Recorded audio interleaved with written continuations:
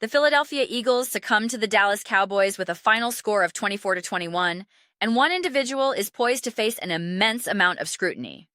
He will be shouldering a massive portion of the responsibility, and it is a burden he has rightly earned. To begin with, we must address the most glaring issue. The team was flagged 14 times. 14 penalties. That is an astounding figure. Committing 14 infractions, a season-worst performance, in a crucial matchup against a divisional opponent like the Dallas Cowboys is simply unfathomable. The squad managed to put up 21 points in what felt like an instant, and then it was as if they collectively forgot how to function. They appeared utterly lost, with no concept of how to sustain a drive and achieve a fresh set of downs. Apart from that monumental issue, it must be said that Jalen Hurts was performing at an exceptional level, doing everything within his power to secure a victory. He amassed 289 yards through the air and, remarkably, ended the game as the team's leading rusher. This fact highlights the other primary deficiency. Saquon Barkley managed a mere 22 yards on 10 attempts. Tank Bigsby had a single carry for 8 yards. The ground production attributed specifically to Jalen Hurts was 30 yards, just 30 yards on the ground. That is an abysmal performance. I fully acknowledge the intensity of a divisional contest, and I highlighted that very point leading into this game, noting that a clash between the Philadelphia Eagles and the Dallas Cowboys represents the pinnacle of such rivalry football.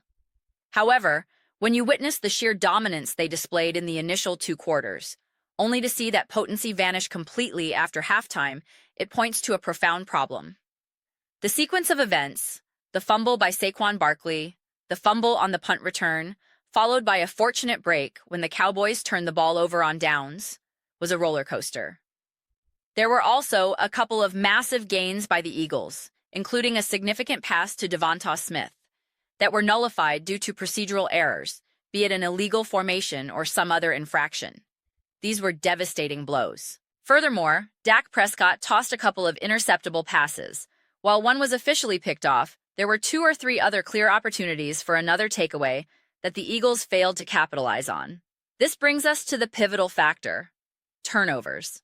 The Eagles coughed up the ball twice, and this was no fault of Jalen Hurts. We constantly hear commentary about how Hurts protects the football, but when his supporting cast fails to do the same, it results in a loss.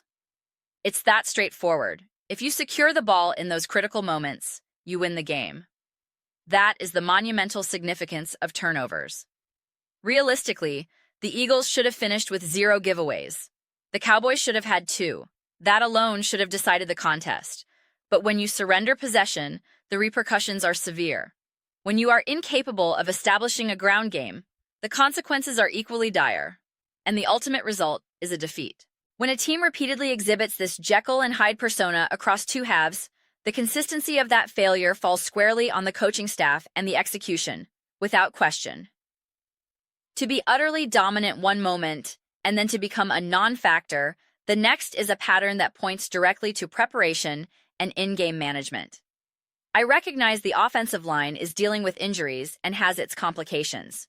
However, to only muster 30 yards from your primary running backs is a catastrophe. Even the final team rushing total of 63 yards is deceptive, as 33 of those belong to Jalen Hurts. So, you are left with a paltry 30 yards. 30 yards on 11 carries from your running backs. You are simply not going to win football games that way. It is virtually impossible. I cannot recall many teams with a statistical profile like that ever emerging victorious. Consider the winners from this week. The Houston Texans, 26 carries, 108 yards. The Kansas City Chiefs, 41 carries, 148 yards. Even if you subtract the quarterback's contribution, they still got 118 from their primary back. The New England Patriots, 31 carries, 107 yards. The Baltimore Ravens, 34 carries, 98 yards. The Seattle Seahawks, 20 carries, 114 yards. Do you notice a trend developing? The Green Bay Packers, 42 carries, 146 yards. The Detroit Lions, 20 carries, 125 yards. The Jacksonville Jaguars, 28 carries, 134 yards. Even the Cleveland Browns saw their primary ball carriers combine for 70 yards. Then you have the Atlanta Falcons, last but certainly not least, with 29 carries for 121 yards, with both of their running backs eclipsing the 50-yard mark individually. Now, contrast that with the Eagles' output: 18 carries for 63 yards as a team, with Jalen Hurts as the leading rusher. In essence, it was 11 carries for 30 yards from the running back position. You cannot win a game with that kind of production. It is just not feasible. Figuring out how to jumpstart this rushing attack is paramount. They need to generate anything. As Tom Brady noted during the broadcast, Saquon Barkley was being contacted in the backfield, repeatedly hit at or behind the line of scrimmage. They did involve him in the passing game, where he caught 7 passes for 52 yards, indicating a clear design to get him the ball. Yet, it is fascinating to observe that some of the most effective play designs from offensive coordinator Kellen Moore have been targeted at the tight ends, Dallas Goedert and Grant Calcaterra. There seems to be a particular synergy there that Moore is comfortable with. I would be very interested in seeing that aspect of the offense utilized more frequently. Saquon Barkley is not in the Christian McCaffrey mold, where his involvement in the passing game fundamentally alters the offensive dynamic. It doesn't transform the Philadelphia Eagles offense in the same way that a player like Jahmyr Gibbs does for the Lions or Christian McCaffrey for the 49ers. The impact is simply not on that same transformative level. This leads me to question why, within the passing game, Dallas Goedert and Grant Calcaterra are not featured more prominently. Goedert only saw 2 targets. Meanwhile, A.J. Brown was heavily involved, and by heavily, I mean that in a positive sense, contrary to the recent negative discourse about forcing him the ball. He secured 8 receptions on 10 targets. Devonta Smith had 6 catches on 11 looks.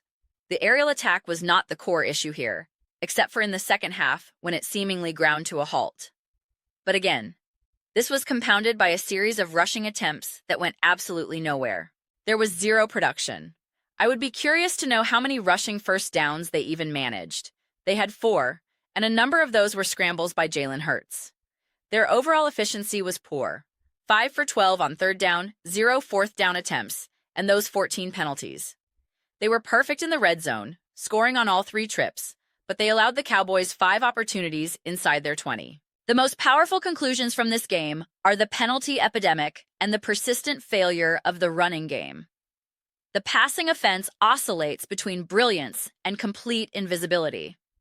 I draw a very large circle around the word coaching as the root cause for that inconsistency. The run game struggles could potentially be attributed to offensive line issues, and one might be inclined to assign the blame there. However, I would then expect to see a greater degree of innovation in the attempts to jumpstart it. Even when examining the first half play calling, the occasional creative call, like a jet sweep to Devonta Smith or other inventive designs, seemed to disappear entirely later in the game. There is no continuity. It's either all present in one half and absent in the next, or vice versa. This suggests a problem with the rhythm of the play calling or perhaps a lack of confidence.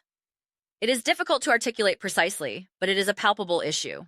Without a doubt, the Philadelphia Eagles deserve to lose this football game.